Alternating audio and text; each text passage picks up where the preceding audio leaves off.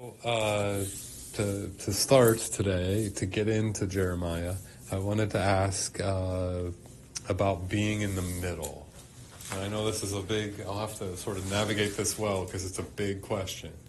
Have you ever been in the middle of something? I try not to get in the middle. Why? Why do you try to not get in the middle? Because by the time you get out of the middle, you're the one who's the bad guy. And gets blamed for everything. Oh, so, okay, say that again and make sure everybody hears this. When you get out of the middle, you're the one who gets blamed for everything that happened. Or do you ever get out of the middle once you've been in it? And then think of what you're talking about is blame, pressure from either side coming to you. I think that's exemplified in Jeremiah. But I think that's a thing that we can identify with in our own lives. So we can think of times that we've been in the middle of something. Sometimes it's not our choice. We have,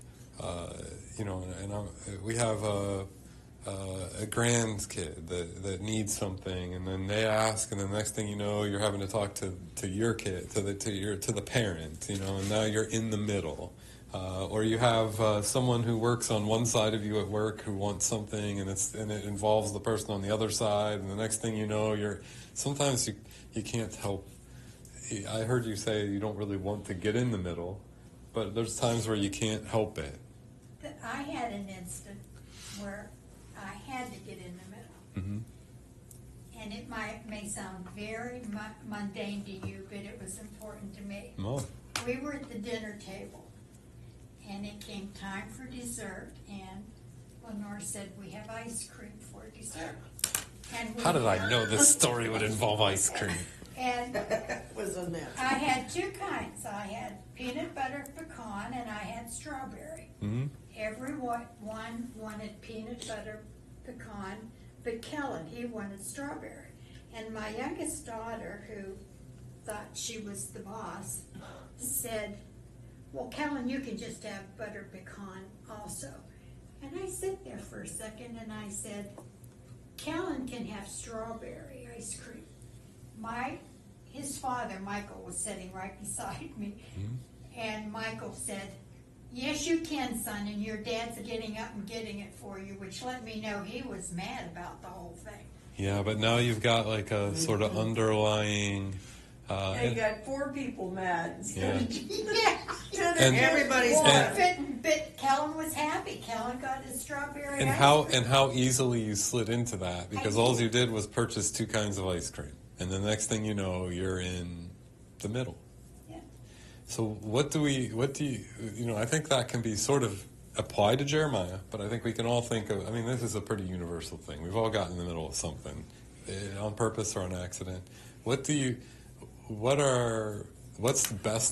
the best practice if you're in the middle? What's like a good way to approach this? We don't like being in the middle, but it happens.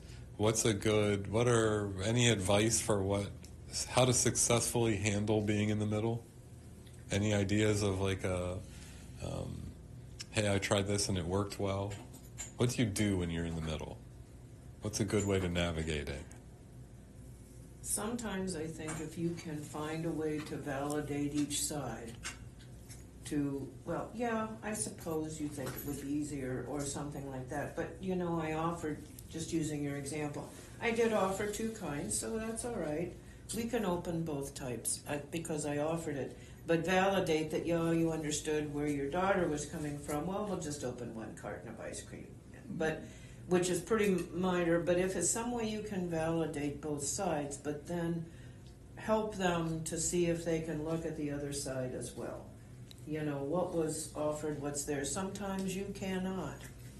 And no matter what you do, you're going to be blamed by each side for something that you did. But, which is why we don't like it, because you're not going to win. It's the proverbial rock in a hard place. So is it fair to say that I wrote the word compromise. Are you talking about making a compromise? In some ways you try to do that if you can, but at least validate each side, and then no matter which direction it goes, it's not going in a bad direction. Okay. But it depends on what you're in the middle of. Some things it's just hard. Some things one side is just doggone wrong. I mean, it just is. You can't, and it's hard to validate that side. Okay, so my sense of Jeremiah, and my sense of the way that Jeremiah dealt with being in the middle, which I'm going to talk in the next little bit about what being in the middle looked like for him. But my sense of how he approached this was that he was just himself in the middle. Like he just sort of understood himself. He understood, to put it into the language of the ice cream purchase, he understood the motivation of, hey, I bought both these ice creams. I wanted people to eat both of them. I don't really care, He just sort of stayed himself and then stayed connected to both things. This comes at a high cost to Jeremiah. When we first talked about doing this, Jackie said, poor Jeremiah. You remember that? We talked about that? I mean, so this staying himself, that sometimes that means being in the middle, and he's in the middle of a really high anxiety, really high stakes thing. All he could do was just sort of, I would say Jesus is that some ways. He's in the middle of heaven and earth, for as a quick way to say it, and all he can do is just be who he is. He can't, and I hear that some in the praying, in the garden, in the, like, Lord help me, I can just be who you made me. Sometimes that's, I don't know, sometimes that's all you can do. Jeremiah seems to sort of just embrace who he is and stay in he didn't, I don't know if he wanted to be in the middle or not. God called him there. He doesn't seem to be super excited about it all the time. And all he can do is be the one who bought the ice cream, but not bought ice cream. But yeah, so I don't know if that is, I don't know. So I want to talk about Jeremiah sort of in the middle, but I also want to think about what it feels like to be in the middle, right? Jeremiah is from Anathoth. Do you all know where Anathoth is? I think it says it in Jeremiah 1:1 that he's from Anathoth. What's that saying? You're from Delphos. Nobody knows where that It is. does. This says in the land of Benjamin, 2 or 3 miles north of Jerusalem. Yeah, so that helps you. That puts it into One of place. the priests in Anathoth in the territory of Benjamin. Yeah, so he lives in, he's from Anathoth, which the way that I'm saying that word, and if you want to see it, like you like stuff to see in print, that's in Jeremiah 1:1. I am, for lots of reasons, not a cartographer, but I'm going to try to draw a quick thing on the board here to sort of show you where Anathoth is and how that works and how that makes him in the middle. So you all know that by the time of Jeremiah... Oh, sure, he's in the land of Benjamin. Yeah. So by the time, all the 12 tribes, remember, all the 12 tribes of Israel got different, I don't know what to call it, segmented off states inside the bigger nation. That's not the best way, but think of Ohio, Kentucky, Indiana, sort of, they each got their own little area inside the bigger thing. So he's inside of the allotment for the tribe of Benjamin. That's important because the tribe of Benjamin had a particular calling. Each of the tribes did particular things. Do you remember Benjamin's particular? They're more, I want to say that they're more sort of religious, that priests and things come from that group. More important to this, to me, is sort of the geography of it. And again, I am not a cartographer, so don't take pictures of this and be like, this is the new map I'm going to go by. This is going to be, you've ever seen a stick figure? This is the equivalent of a stick figure portrait of the map. This is not as good as a real, but there's there's a northern kingdom, and the boundary sort of went like this, and then there's some so there's a northern kingdom and a southern kingdom. In the northern kingdom, again, do not look this up for yourself because my drawing is not going to be great. The northern kingdom had a place that was the center of their religious identity. and that's called Bethel. And in the Bible, sometimes through the Old Testament, you can find arguments between, should we go to Jerusalem to worship, or should we go to Bethel? And that's an argument between two different states. Are you going to go to Ann Arbor to see the best football in the world, or are you going to go to Columbus to see the best football in the world? But change out football for Temple, or, but some people think those are closer than they should be. But so the north had Bethel, and the south had Jerusalem, and we all know that Jerusalem kind of won that eventually, because now we still know what Jerusalem is, whereas Bethel we don't really talk about a whole lot anymore. My map is terrible. Do not, so, and I had trouble even cramming the word Jerusalem in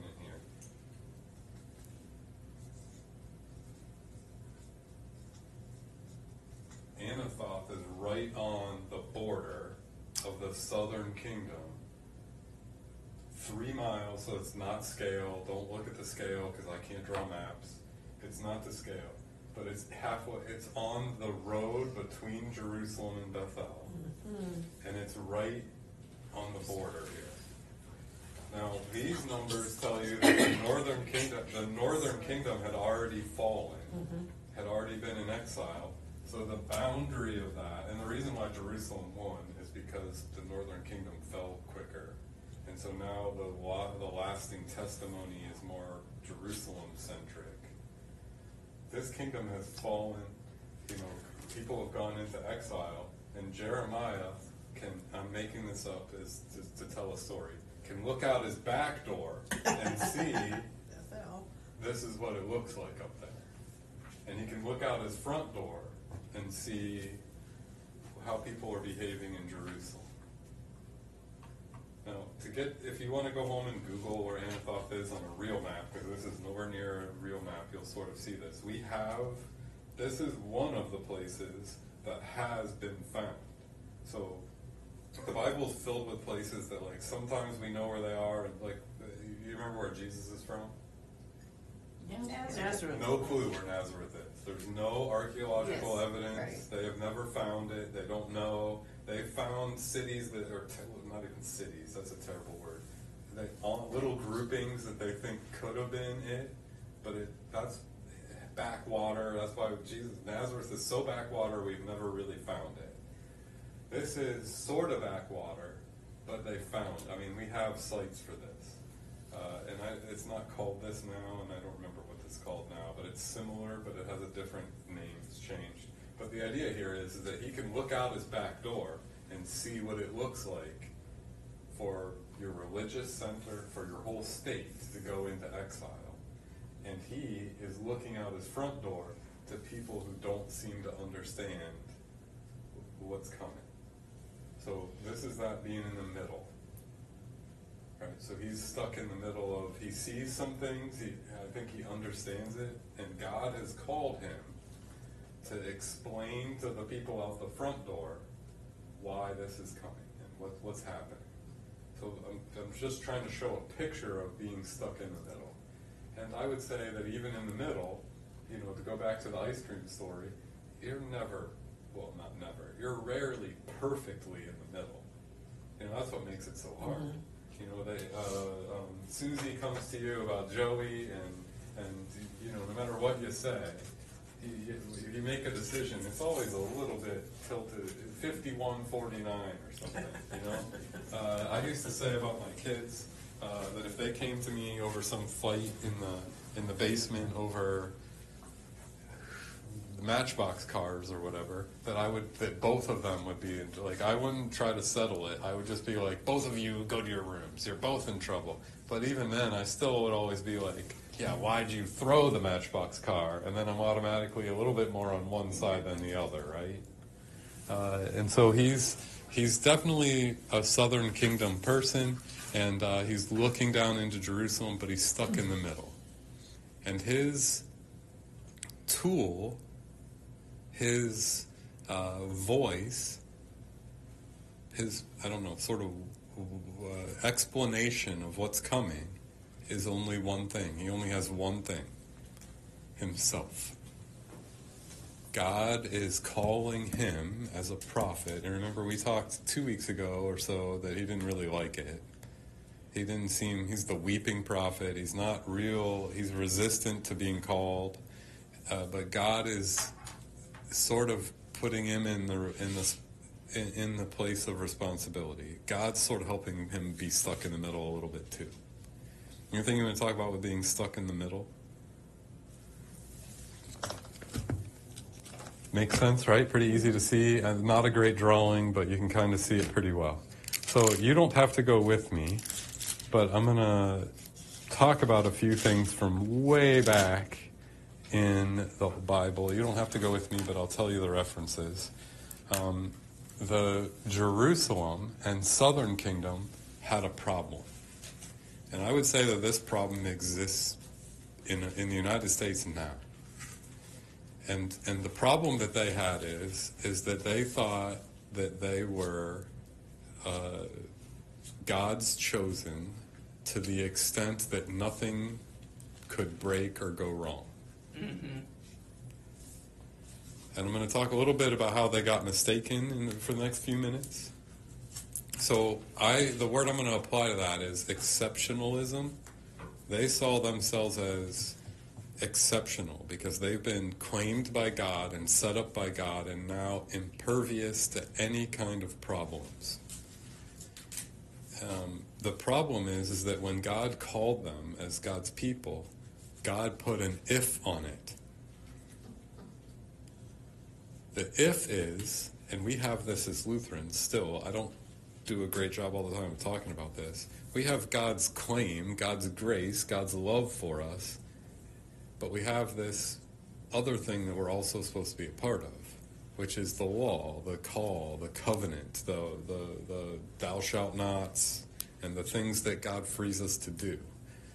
By the time Jerusalem was in this situation, they thought they were impervious and had forgotten the law part of it. It was all sort of, we've been established, God set us up, God gave us this land, we're exceptional, and it'll never get taken from us. Which is a really naive kind of place to be. Prideful. It is. And he's looking out the back door and saying, and this is a paraphrase, they thought that in Bethel. They thought that they had this great worship center, and that didn't help them. And so now all he has is himself to try to explain to the southern kingdom, to Jerusalem, hey, here's what might happen.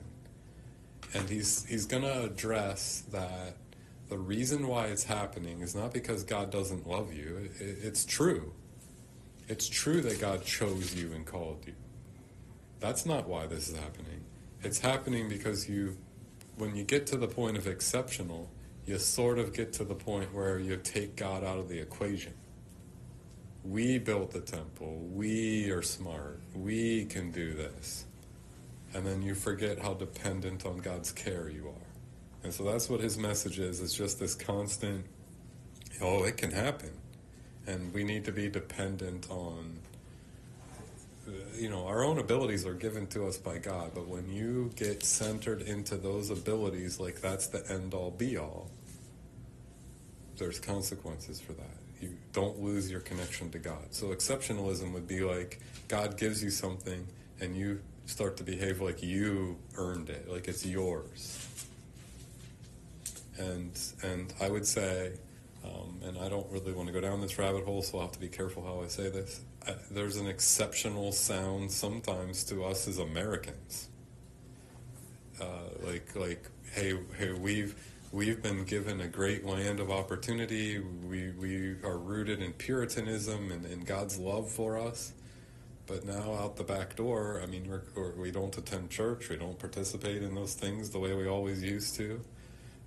I think look, we've established such great technologies and such great things. And I think sometimes it doesn't have this sort of grounding in where those have been given to us from.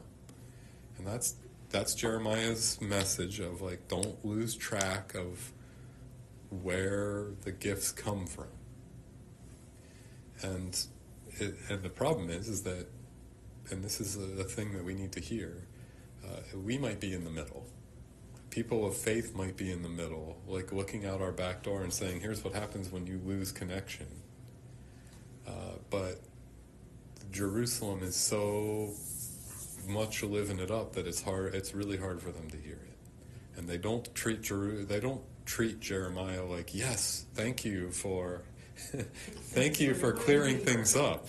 Thank you, sir. This was very nice of you to fix this. They treat him, and he's not in a fun position. And we know that about poor Jeremiah, right? So this goes back to all the way back to the 12th chapter of Genesis. You don't have to flip there. I'll just read it, because you're going to know this text. But I want you to hear it and listen to it. Now the Lord said to Abram, go from your country and your kindred and your father's house to the land I will show you. I will make of you a great nation, and I will bless you and make your name great, so that you will be a blessing. I will bless those who bless you, and the one who curses you I will curse. And in you all the families of the earth shall be blessed. So that's that's an original, going way back, part of the covenant of Yahweh, God, with Abram.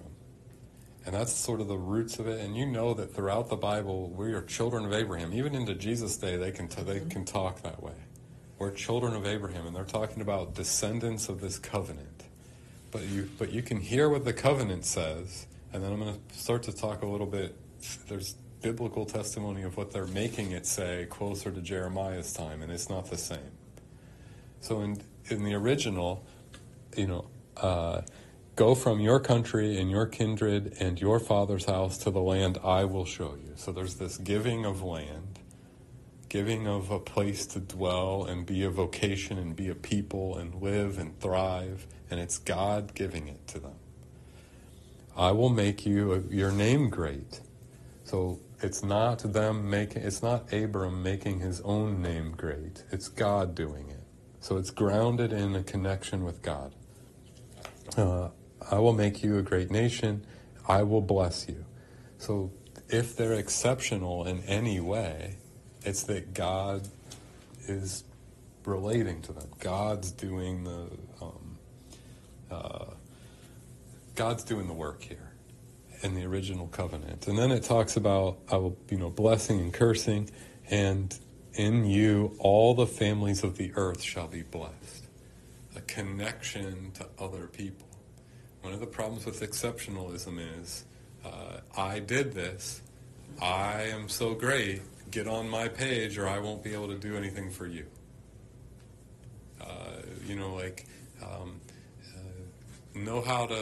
Know how to get yourself through all the technology, and when you're able to handle the technology as well as I am, because I'm so good, then we can talk.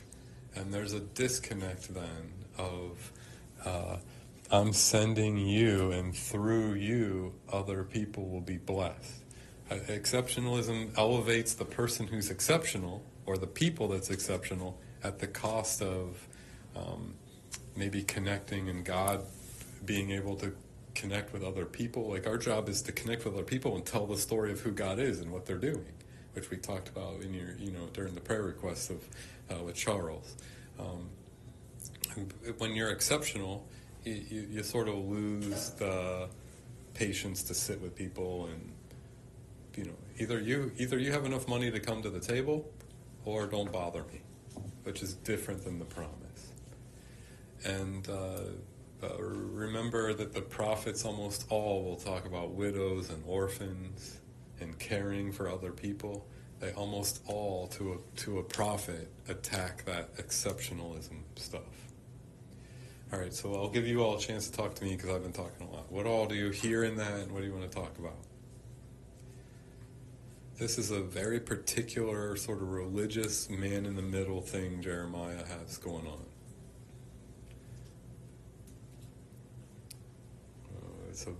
It's I guess, a way to sort of understand the story of the Bible. Have anything you hear in that, or any questions, or anything we want to talk about? It can be any tangent or any.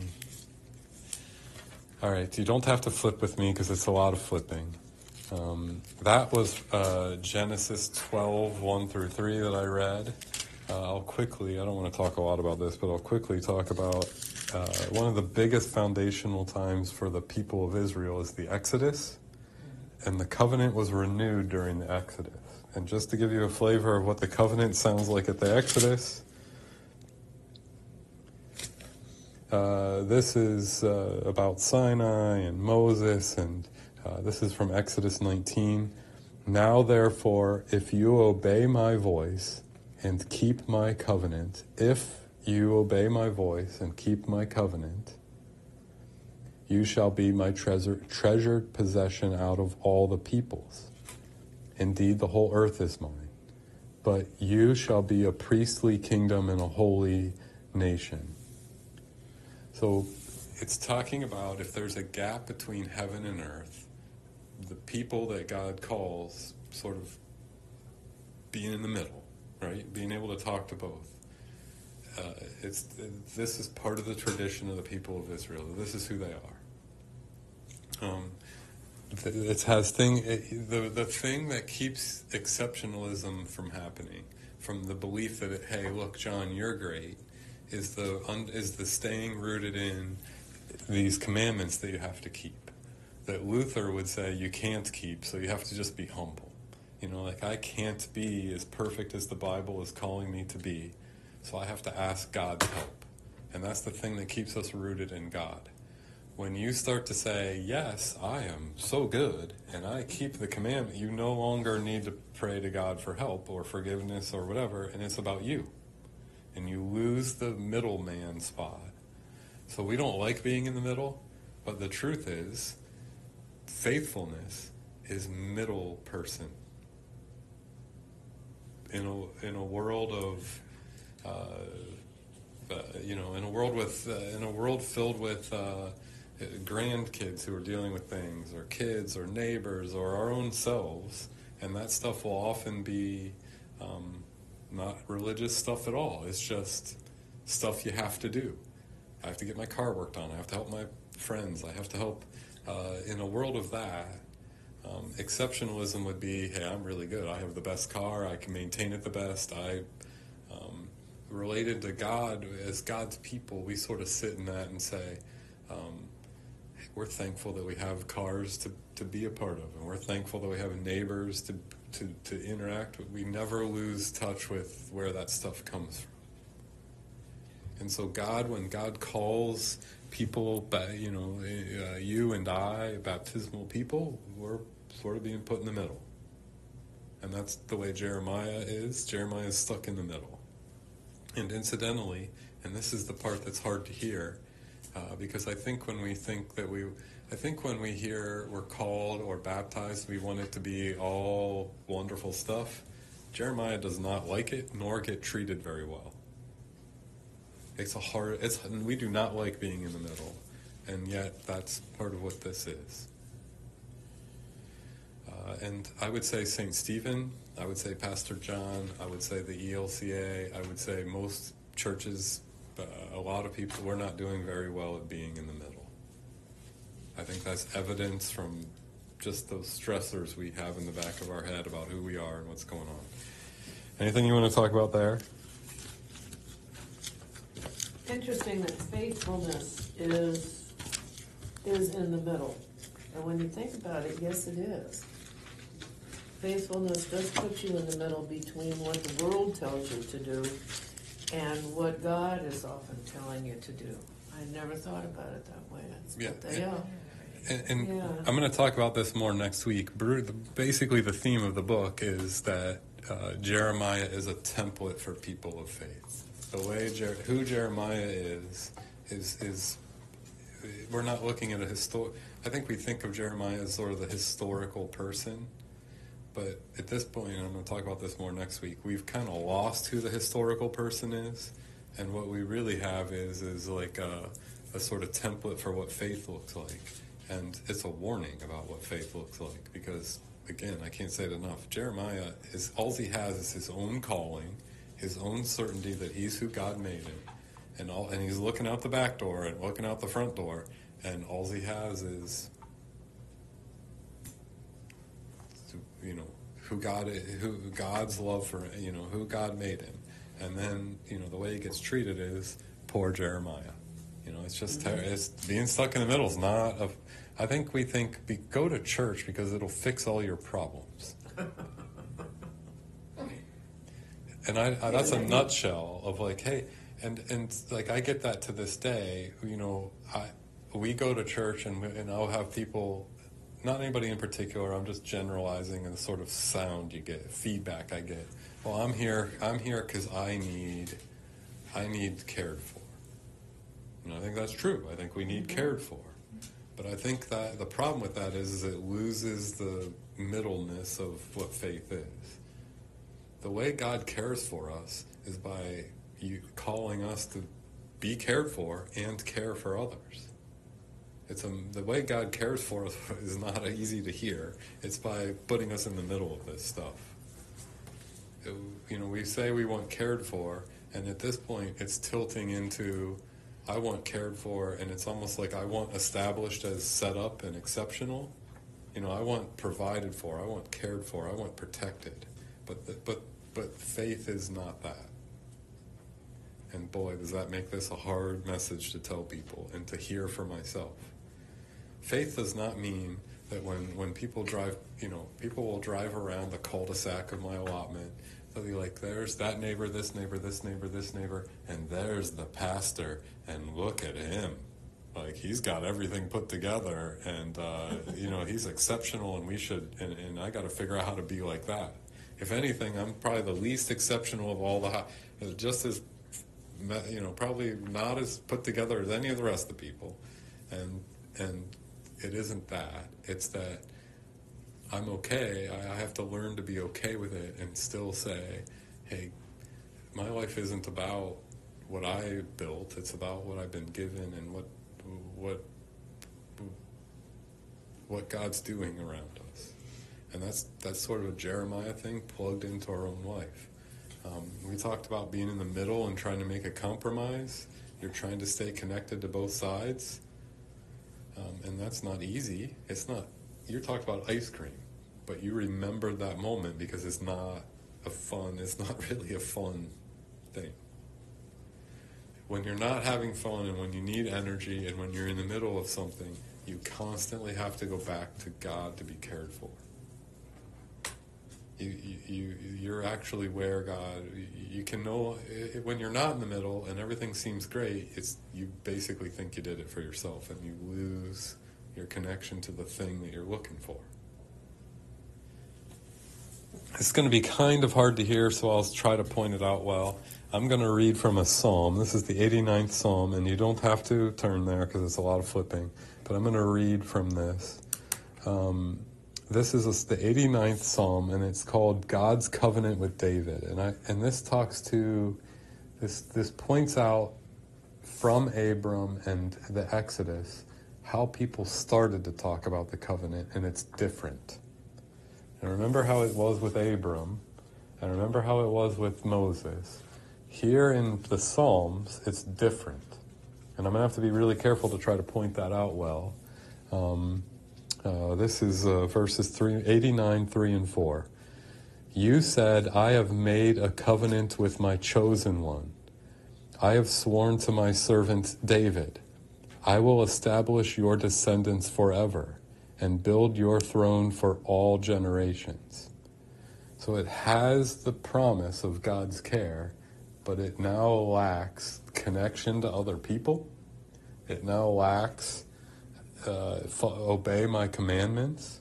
So by the time it gets into the Psalms, it's just this, David's really a great guy, and you're established as this really great people. But it lacks the blessing and cursing and being in relationship with other people.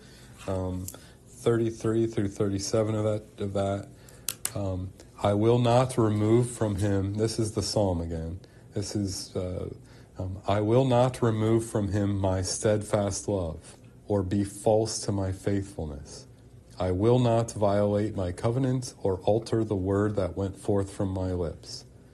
Once and for all I have sworn by my holiness. I will not lie to David. His line shall continue forever, and his throne endure before me like the sun. It shall be established forever like the moon, an enduring witness in the skies. There's no connection to other people. There's no if you're free to live this way and go to this land, please obey my commandments when you get there.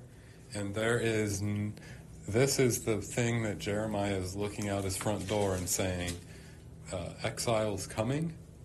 I can tell you that it's because we've lost connection to people. And he's staring down the face of people that are saying, we can't lose the covenant. This promise can't be taken from us, which you can hear here in this psalm. So really what we're talking about here is sort of the middleness of faith, being stuck in the middle. And Jeremiah is a voice for that. And we'll talk about this more in coming weeks, but because I don't like leaving it just in a bad place, like, hey, here we are stuck in the middle, and the middle is no fun.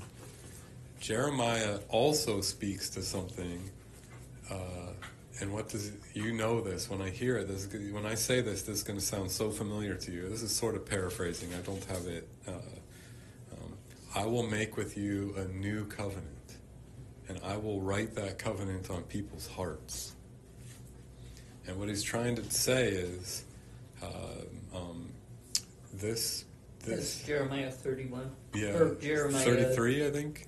31:31. Behold, the days are coming, says the Lord, when I will make a new covenant with the house of Israel and with the house of Judah. So that's Israel and Judah are the back door and front door, and he's saying that covenant that was made with Abram, God will be with us through this uncomfortable period of all learning that we're not exceptional, we're just all God's people, and then God will renew the covenant. Anathoth, and this is in, there's text in Ezra and in Nehemiah. Remember that that's not Jeremiah, but there's text in both of those books about the return from the exile. Anathoth is listed as one of the towns that people are sent back to. So people are sent back to this place, so they start to release the exiles and send them back. And that has to do with Cyrus and a bunch of other biblical stuff. And one of the towns listed as the returning place is Anathoth, from the tribe of Benjamin. And it's in that place right there, and it's where Jeremiah is from. And that's that, new covenant. And then we know that also gets adopted into how we talk about Jesus and the new covenant. So we live on this sort of pendulum where sometimes you're in the middle and it's uncomfortable. But then, part of the Jeremiah story is the being himself and not quitting, not giving up, being in the middle and not just sitting there and still talking about the ice cream, not letting it blow over, but being engaged and talking about it. But then there's this message of, hey, God, it's not exceptional. The exceptional thing here is God, and God does not stop on this covenant that's going to be written. Right? So that's sort of my synopsis of chapter 1 and what he talks about here in chapter 1. And we didn't even really look at much Jeremiah today, but it sort of sets the context for what Jeremiah is doing. Especially chapter 2, because that's all Jeremiah talks about through chapter 2 is what God has to say about what the Israelites have done basically to violate that covenant. And I would say, for better or worse, and maybe I'm just too cynical, maybe I'm too close to Jeremiah in terms of the way I think or something. I would say that we deal with a whole country and even a whole church of people who really do this exceptional thing a lot. Pray harder and you'll get everything you want. Because it's your prayer and it's you and it's you read the Bible enough and you get the BMW. I mean, I'm truncating the way that sounds, but It's that whole prosperity gospel Yeah. that has been fed to why should I go to church? Because I will be made into a comfortable place where all my needs are met. I think the story of Jeremiah and the story of faith is sitting in the middle of that, and I think one of the things we're looking at is I'm making up this word as sort of anti-exceptional, a voice that says we're not exceptional because you built it. We're exceptional because God loves us. That's what makes us exceptional. So it's a somewhat staring down the barrel of people that are going to be hard to convince. Because how easy is it to convince the guy who's driving the Mercedes that the Mercedes isn't the end all? It's sometimes harder because they have the thing. They have the comfort. They have the item. And it's harder to convince them that that's not the way the covenant is. So we'll talk about that.